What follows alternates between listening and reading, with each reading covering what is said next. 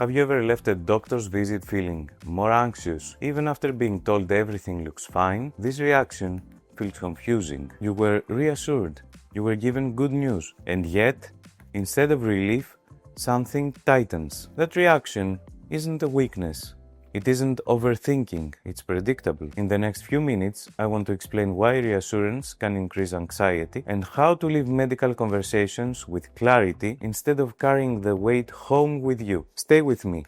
This matters. Hi, I'm Dr. George Kamburoglu, pediatric surgeon. I spend a lot of time with parents when decisions feel heavy, but just as often, I see what happens after the visit, in the car, later that evening, sometimes at 3 in the morning. And there's a pattern I see again and again. Reassurance often lowers medical risk, but at the same time, it quietly raises decision pressure. Once you understand why, these moments stop feeling personal. They start making sense. Your child is examined. Maybe blood tests are done, maybe an ultrasound, maybe nothing dramatic at all. The doctor says things like, "I'm not worried, this doesn't look serious, go home and observe." You nod, you feel polite, you don't want to ask too many questions. You leave the hospital and somewhere between the door and the car, your brain restarts. What if I missed something? What if I don't notice the change? What if I wait too long? Nothing has changed medically, but your responsibility has, and that's the part nobody explains. Let me show what just happened. Responsibility transfer. Here's the key idea. When a doctor reassures you, two things are true at the same time. First, the risk of something dangerous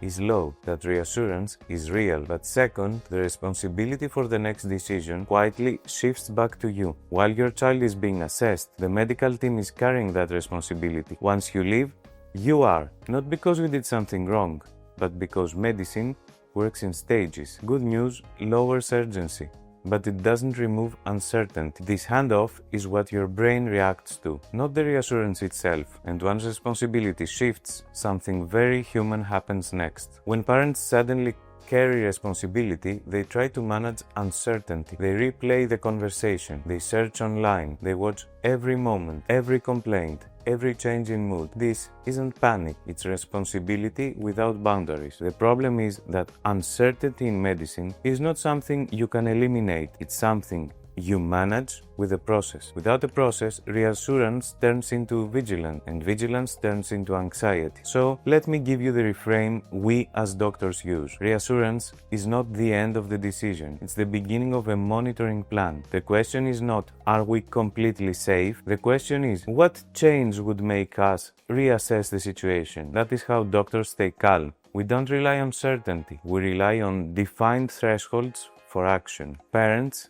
deserve that same clarity, and there's one sentence that helps create it. Before you leave a medical visit, ask this: what change would make you want to see my child again, and how quickly should I act if that happens? This does two important things. It turns reassurance into a plan, and also it limits what you need to monitor. Instead of watching everything, you watch the right thing. If the doctor answers clearly, your mind settles because your role becomes defined, not infinite. There's one last point that matters just as much. If something later turns out to be serious, it doesn't automatically mean the earlier reassurance was wrong. Often, it means the situation evolved. Good medical decisions are judged by process, not outcome. You can follow the right process and still face uncertainty. That doesn't mean you failed. It means you were making the best decision possible with the information available at the time. In the next video, I'll explain when confidence becomes dangerous in child health decisions. Because fear is obvious, confidence is quiet, and it often delays reassessment when it matters most. If this sounded familiar, you're not alone. That's all I wanted to share. See you in the next video.